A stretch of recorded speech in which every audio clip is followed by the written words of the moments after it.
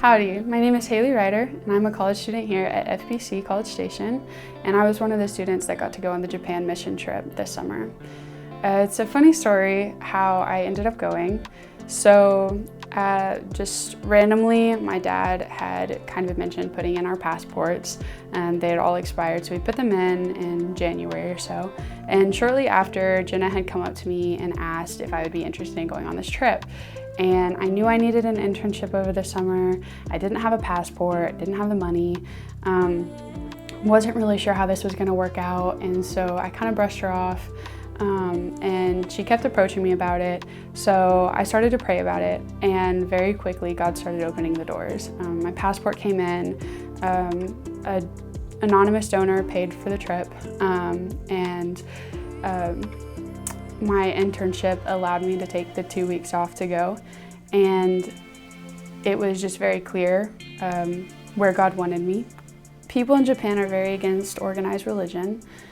They've had bad experiences with cults and groups like that in the past, and so it's very difficult to go up to strangers and try to talk about Christianity, because the second that you say God or church, they just kind of shut you down and walk away. And so we had been praying for our interactions with people that we would meet through the church, on the street, however God intended us to meet these people, and we just prayed over those interactions, and that God would soften the hearts of the people that we talked to.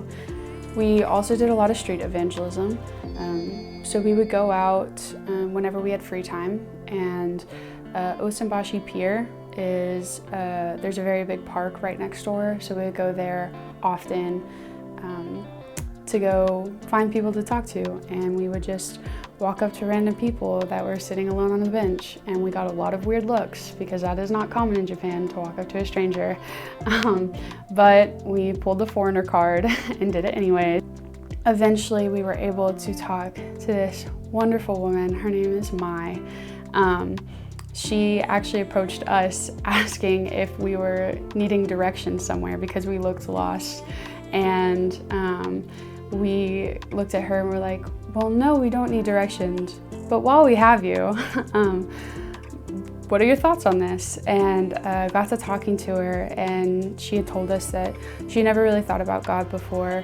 That's not something that they typically talk about or have conversations about. It's just not a part of their daily life to think about these things. And so we had talked to her a little bit. We asked her what she believed in. She said she was raised Shinto Buddhist, and was able to explain a little bit about what she believed, but then she asked us what we believed.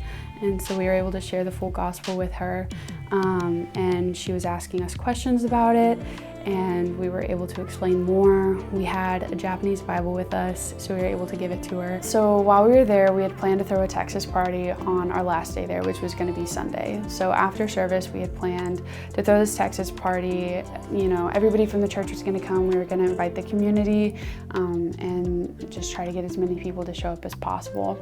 And so we bought enough food for, I think we planned for like 60 people to show up, which they have about 20 people that show up to church on Sundays on average. And so we were planning for a lot more than that. We were ready. The next day, we got all the food together. We went to service that morning and went upstairs, and we decided we wanted to serve everybody.